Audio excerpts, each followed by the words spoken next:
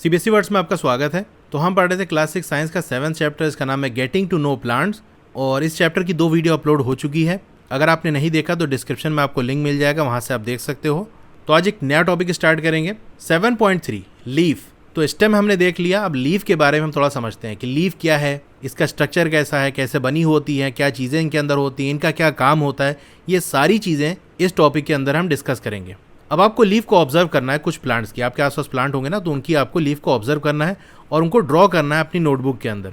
इतना करने के बाद आपसे ये सवाल पूछा जा सकता है कि क्या जो लीव्स आपकी होती हैं, सारी ही लीव्स क्या एक ही साइज़ की होती हैं, यानी सब एक साइज़ की है, कोई छोटी कोई बड़ी नहीं? तो ऐसा नहीं होता, कोई छोटी होती है कोई बड़ी होती है। क्या एक ही शेप की होती हैं? शेप से मतलब कुछ लीफ देखोगे ऐसे चपटी सी होती हैं, कुछ ऐसे बड़ी मोटी सी होती हैं, कुछ ऐसे थोड़ा सा उसमें अंदर ऐसे ऐसे कांटा कांटा बना होता है। तो अलग अलग शेप की होती हैं, एक ही शेप की नहीं होती। और कलर भी अलग अलग होता है, जैसे ग्रीन हो गई, येलो हो गई, रेड हो गई। तो यहाँ आप कहोगे नो, एक ही साइज शेप कलर की नहीं होती, अलग अलग साइज शेप और कलर की होती हैं। अब सवाल यह है, how are leaves attach to stem? जो आपकी लीव्स हैं वो स्टेम से कैसे जुड़ी होती हैं?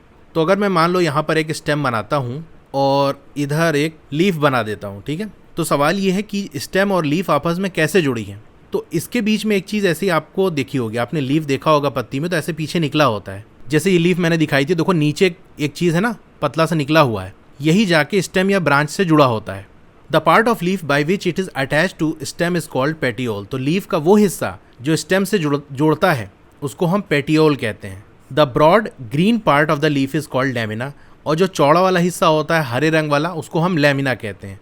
तो यहाँ पर मैं जो अपने फिगर बनाई थी मैंने, उसमें अगर बताऊँ तो ये आपकी स्टेम हो गई और ये वाला जो हिस्सा है यही आपका पेटियोल है। और ये यहाँ से यहाँ तक का जो हिस्सा है इसे हम लैमिना कहते हैं, या इसी को लीफ ब्लेड भी कहते हैं, लेकिन आपका लैमिना ही नाम यहाँ पर दिया हो तो इसी एक नाम को याद रखना। तो ये हो गया। और ये पूरा यानी लैमिना और पेटियोल, इस पूरे को हम मिला दें तो इसी को हम लीफ कहते हैं, पत्ती कहते हैं। तो पत्ती के अंदर क्या होता है, एक पेटियोल होता है, दूसरा लैमिना होता है।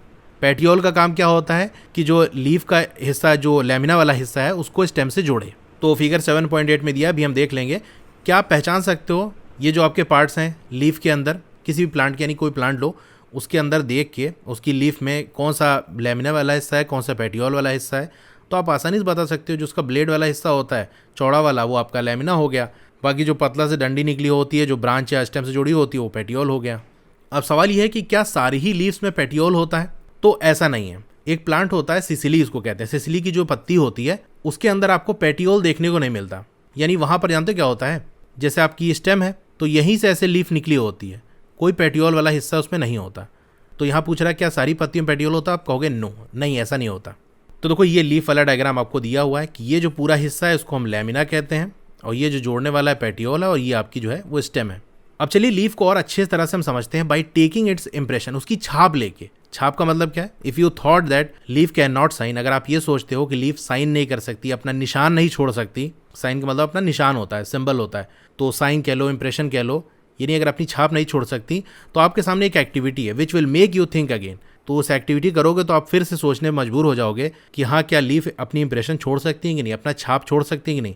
छाप का मतलब ऐसे समझो कि किसी की एक कॉपी बना देना, जैसे जेरोक्स करते हैं ना, कि छाप लिया हमने, जैसा था वैसा बिल्कुल बना दिया। तो वही चीज़, यानी जो लीफ जैसी दिख रही है, क्या उसी तरीके से हम नोटबुक पे या किसी पेपर पे बना सकते हैं, उसी जगह उसका प्रिंट ले सकते हैं? ये बात है। तो एक्टिविटी करते हैं, उसमें दिख जाएगा आपको। तो एक्टिविटी 3 है, आपको क्या करना है, एक लीफ को रखना है under a white sheet of paper. एक सफ़ेद पेपर ले लो, उसी के नीचे आपको लीफ को रख लेना है। पेपर ले लो या कोई शीट ले लो अपनी नोटबुक की, इस तरह से आपको कर लेना है। Hold it in place as shown in figure 7.9। जैसे फिगर 7.9 में यहाँ आपको दिया हुआ है, जैसे ये देखो ना, पेपर लगा हुआ है, पेपर के पीछे साइड में, पेपर के नीचे कह सकते हो, लीफ रखी हुई है। Hold your pencil tip sideways, यानी पेंसिल की जो टिप है उसको बिल्कुल लेटा के रखना है। And rub it on portion of the paper having the leaf below it, और पेपर के उस हिस्से पर रब करना है, यानी पेंसिल को बिल्कुल लेटा के आपको रब करना है, जैसे शेड करते हो ना पेंसिल से, उस तरीके से आपको करना है। पेपर के उस हिस्से को शेड करना है जिसके नीचे आपकी लीफ है। ये चीज़ें आपने की होंगी, हम लोग ने तो अपने बचपन में स्कूल में किया था। जैसे कॉइन होता था ना, सिक्का, पेपर के नीचे रख लिया और इसी तरीके से उसको स्क्रैच करते थे, पेंसिल से शेड करते थे, तो जो कॉइन का जो बना हुआ था वो उसके अंदर छप जाता था। तो इसी तरह से आपको करना है। तो आप देखोगे जो लीफ है उसका पूरा प्रिंट आपको पेपर में बन जाएगा। यहाँ इमेज में आप देख सकते हो कि जो लीफ है उसको नीचे रखा गया था और पेंसिल से इस तरह से शेड किया गया, तो देख रहे हो उस लीफ का पूरा जो इंप्रेशन है, पूरी जो छाप है वो यहाँ पर बन गई। Did you get an impression with some lines in it? क्या आपको छाप मिल गई, उसके अंदर कुछ लाइन वगैरह दिख रही है? तो हाँ यस, आप लिखोगे यस, हाँ हमको लाइन देखने को मिल रही है। Are they similar to those on leaf? क्या ये वैसे ही है जैसे कि आपको लीफ पे दिख रही है? तो यस, जैसे हमको पत्तियों में लाइन दिख रही है उसी तरीके से यहाँ पर भी दिख रही है। अभी मैंने आपको इमेज दिखाया था, फिर से दिखा देता हूँ। यहाँ देख सकते हो लीफ में ऐसे ऐसे लाइन बनी होती है, बीच में एक है, साइड में इधर उधर निकली है, फिर और छोटी पतली पतली लाइन, ऐसे पूरा लाइन लाइन बना हुआ है। इसी लाइन की बात कर रहा है कि क्या ये भी छप गई? तो हाँ छप गई। अब ये जो लाइंस होती हैं लीफ में, इसको हम वेन्स कहते हैं। वेन्स का मतलब होता है नस। जैसे हमारे बॉडी के अंदर नसें होती हैं, खून एक जगह से दूसरी जगह पहुंचाती हैं, उसी तरीके से जो प्लांट के अंदर भी नसें होती हैं, वेन्स होती हैं। लेकिन ये खून नहीं पहुंचाती, बल्कि वाटर और मिनरल प्लांट के हर हिस्से तक पहुंचाती हैं। यानी लीफ के अंदर पहुंची तो पूरे लीफ के अंदर इन्हीं के थ्रू फैल जाती है। स्टेम से वाटर या मिनरल गया, जब लीफ के अंदर एंटर करेगा तो पहला हिस्सा कौन सा होता है? पेटियोल होता है। पेटियोल के अंदर जाएगा, फिर उसके बीच वाले हिस्से में जाएगा, फिर जो और पतली पतली लाइन है, फिर उससे भी पतली लाइन है, उन सब में फैल जाएगा। Do you see a prominent line in the middle of the leaf? क्या आपको बीच में कोई एक प्रोमिनेंट मतलब मेन एक इंपॉर्टेंट लाइन है, क्या वो देखने को मिल रही है? This is called mid rib. इसको हम मिड रिब कहते हैं। तो इस वाली लीफ में देखो, ये बीच में जो लाइन है, जो आप देखोगे यहाँ पर नीचे, ये पेटियोल से बिल्कुल ऐसे निकलते हुए सीधे जाएगी और यहाँ बिल्कुल जो लीफ की टिप है वहाँ तक ये जाती है। इस बीच वाली लाइन को हम मिड रिब कहते हैं। तो मैं जैसे यहाँ लीफ बनाऊँ तो ये बीच वाली जो लाइन है इसको हम मिड रिब कहेंगे, और ये सब जो निकली हैं इन्हें हम वेन्स कहेंगे। इसके अलावा भी ये जो छोटी है इनको भी वेन्स कहेंगे। बीच वाली लाइन जो मिड रिब है वो भी एक वेन है, लेकिन उसका अलग से हमने नाम रख दिया है, तो उसी नाम से हम पुकारेंगे उसको। यानी ये वाली आपकी क्या है? मिड रिब है, और बाकी ये वाली और इसके अलावा जो छोटी लाइन है और यहाँ तक कि ये बीच वाली भी, ये सब क्या है? वेन है। The design made by veins in a leaf is called leaf venation. तो इन्हीं वेन्स की वजह से जो डिज़ाइन हमको लीफ में देखने को मिलती है उसी को हम लीफ वेनेशन कहते हैं। जैसे इस लीफ में देख सकते हो, ये जो पूरी डिज़ाइन बनी हुई है, ये सब, इस डिज़ाइन को हम लीफ वेनेशन कहते हैं। If the design is net like on both the side of mid rib, the venation is reticulate. यानी मिड रिब के दोनों तरफ अगर जाल जैसी डिज़ाइन बनी हुई है तो उसे हम कहेंगे रेटिकुलेट। जैसे ये वाली जो लीफ है, इसमें कौन सी डिज़ाइन है? तो रेटिकुलेट है। यानी ऐसे ऐसे इधर उधर निकली है, बिल्कुल जाल जैसा बना नहीं हुआ है। अब फिगर 7.10 के ए वाले में भी देख सकते हो। चलिए देख लेते हैं। यहाँ आपको इतना क्लियरली नहीं दिखेगा, तो ये ए वाले में देखो, बीच में जो लाइन है वो आपकी मिड रिब है, बाकी ये साइड में वेन्स हैं। तो यहाँ पर कैसे है, जैसे इसको मैं आपको बनाकर दिखाऊं, तो यहाँ पर आप देखोगे ऐसे लीफ है, ये मिड रिब हो गई, दोनों तरफ देखो ऐसे ऐसे लाइन निकली हुई है, और ध्यान से देखोगे तो यहाँ ऐसे ऐसे ऐसे लाइन निकली हुई है पतली पतली। तो एक नेट जैसा, जाल जैसा पूरा बना हुआ, इधर उधर बना हुआ है। तो इस तरह की डिज़ाइन को हम रेटिकुलेट कहते हैं।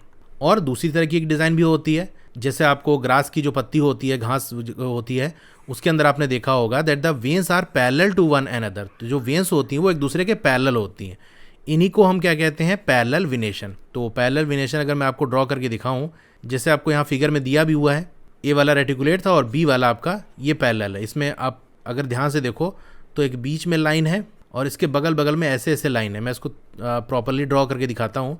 जैसे मान लो ये है, तो एक बीच में इस तरह से लाइन होगी और इसी के पैरेलल, यानी बिल्कुल बगल ही बगल ऐसे चल के यहाँ से यहाँ तक जाएगी, फिर एक लाइन यहाँ से लेके ऐसे जाएगी, फिर इसी तरीके से मिड रिब के इधर भी जाएगी, यानी बगल बगल लाइन है।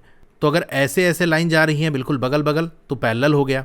अगर ऐसे मिड रिब के इधर उधर निकल रही हैं, फिर इसमें भी इधर उधर निकल रही हैं, तो हमारा रेटिकुलेट हो गया। ठीक है, तो ये जो वेनेशन है, डिज़ाइन जो है लीफ के अंदर, उसको आपको देखना है। जितनी लीफ आप देख सकते हो उतनी लीफ के अंदर आपको देखना है। ढेर सारी लीव्स के अंदर अलग अलग लीव्स में देखो और देखो किसके अंदर कौन सा वेनेशन हमको देखने को मिल रहा है, कौन सी डिज़ाइन है, रेटिकुलेट है या पैरेलल है, without removing them from the plant. यानी पत्ती तोड़ना नहीं, ऐसे ही देख लेना, उसके लिए तोड़ने की जरूरत नहीं है, ऐसे ही दिख जाएगा आपको। Draw the pattern and write names of सब plant having reticulate and parallel venation. तो आप अलग अलग पत्ती देखोगे, उस प्लांट का नाम पता कर लेना कौन सा प्लांट है और कौन सी डिज़ाइन है, तो देख के आपको पता चली जाएगा।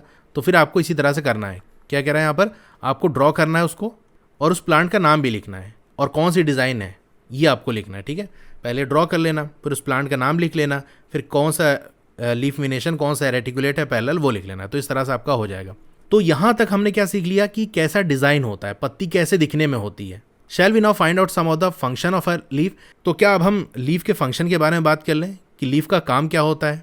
तो फंक्शन जानने के लिए हमको एक्टिविटी करनी पड़ेगी, एक्टिविटी 4। इसके लिए हमको एक हब की ज़रूरत पड़ेगी, क्योंकि इस एक्टिविटी के लिए हमको बहुत बड़े प्लांट की ज़रूरत नहीं है, हब्स आपके छोटे से होते हैं, तो आपका उससे काम हो जाएगा।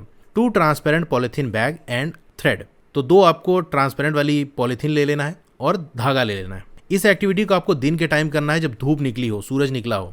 आपको एक हेल्दी वेल वाटर्ड प्लांट लेना है, ऐसा नहीं कि मुरझाया हुआ प्लांट लेना है, हरा भरा हो एकदम बढ़िया वाला और उसको अच्छे से पानी दिया गया हो, ऐसा प्लांट आपको लेना है।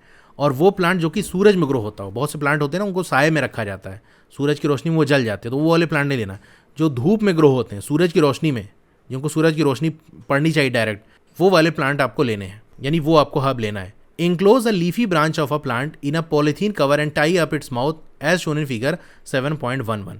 तो एक पत्तीदार आपको ब्रांच उस प्लांट की, यानी जो आपने हब लिया है उसकी एक ब्रांच जिसके अंदर खूब अच्छी खासी पत्तियां हों, 2-4-5 ठो, उसको पॉलीथीन के अंदर कवर कर लेना, बंद कर लेना है। और उसका जो माउथ है उस पॉलीथीन का, उसको धागे से बंद कर लेना है ताकि उस पॉलीथीन से कोई भी चीज़ बाहर ना निकल पाए।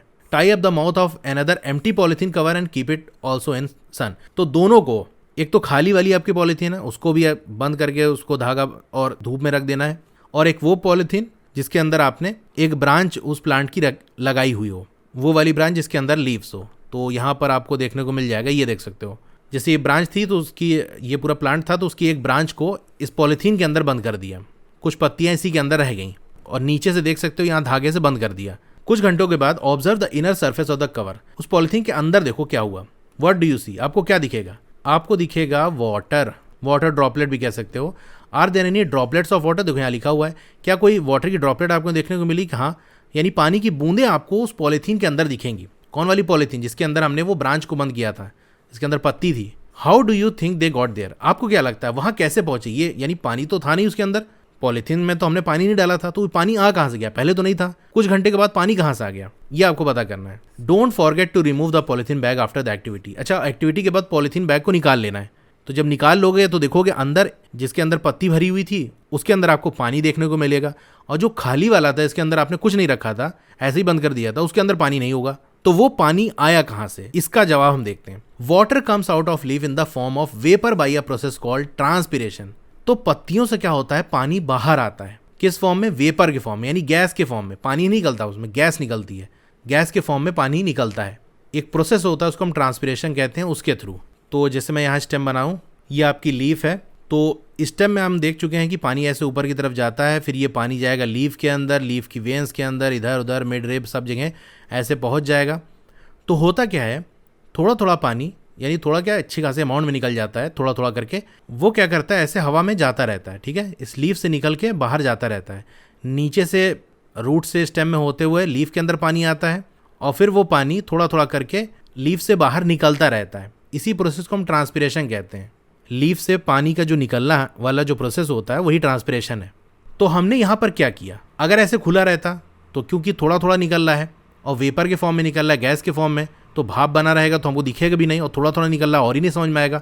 तो वैसे हम अगर देखें तो लीफ से पानी निकलते हुए नहीं दिखेगा, लेकिन यहाँ पर हमने क्या किया, इस लीफ को ऐसे हमने बंद कर दिया, कई ठो लीफ एक साथ बंद कर दिया ऐसे पॉलीथीन के अंदर। तो अब ये जो पानी है वो बाहर नहीं निकल पाया, इसी पॉलीथीन के अंदर इकट्ठा होता गया, और इकट्ठा होते होते जब थोड़ा इकट्ठा हो जाएगा, फिर थोड़ा सा ठंडा होगा, तो उस ठंडा होने की वजह से जो आपका वाटर वेपर था वो वाटर में बदल जाएगा, यानी गैस से वो लिक्विड में बदल जाएगा। पानी की बूंद आपको देखने को मिलेगी। और ये कैसे हुआ? क्योंकि यहाँ पर आपका हुआ है कंडेंसेशन। तो यहाँ पर देखो वेपर इकट्ठा होता रहेगा, फिर वो कंडेंस होगा यानी ठंडा होगा, तो वो लिक्विड में बदल जाएगा, इसीलिए हमको वाटर ड्रॉपलेट देखने को मिलती है।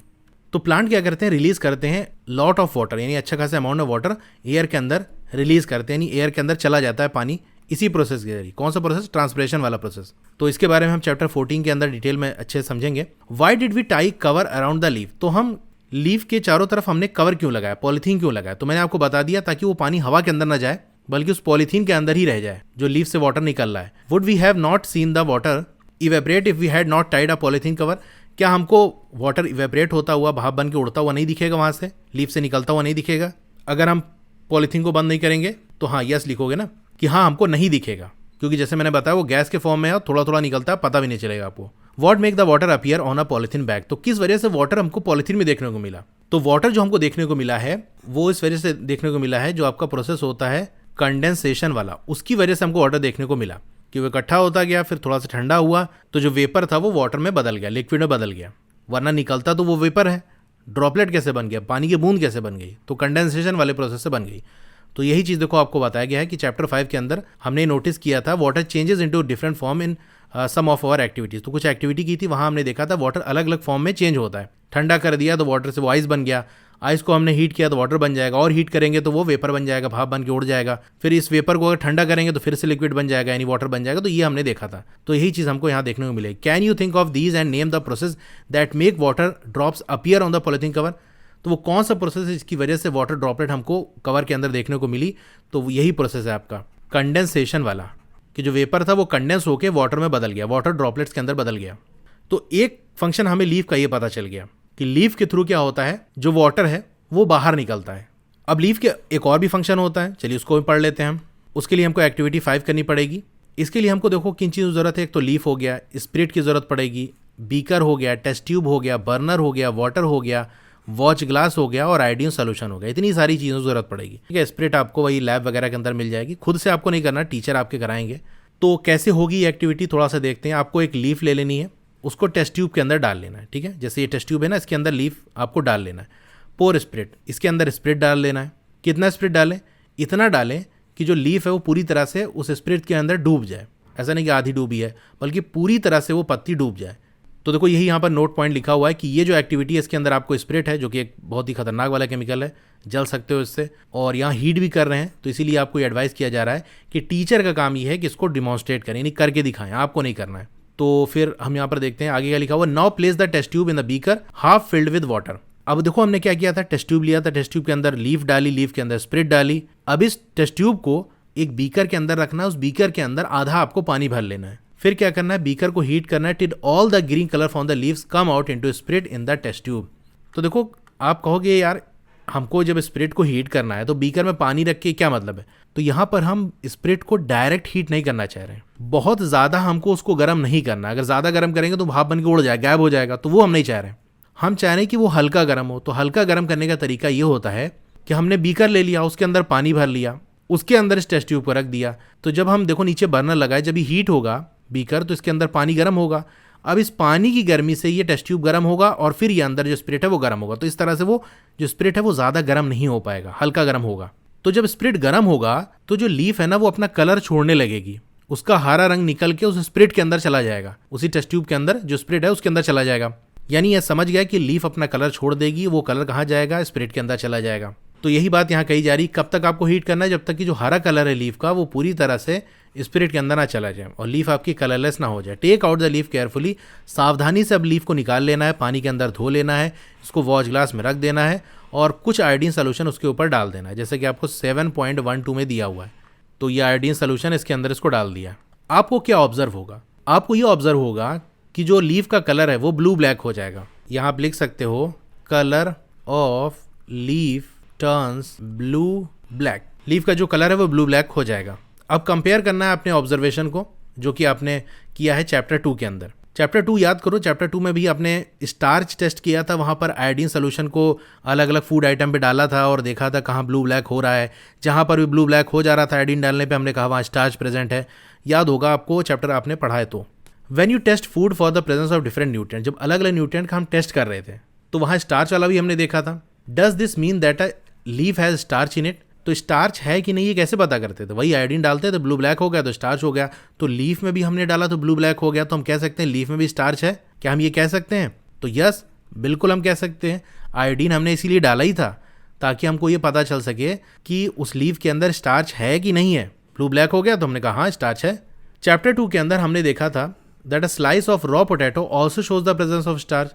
यानी जो कच्ची आलू होती है ना, उसको हम अगर कट कर लें तो उसके अंदर अगर हम आयोडीन डालें तो वो भी ब्लू ब्लैक हो जाता है।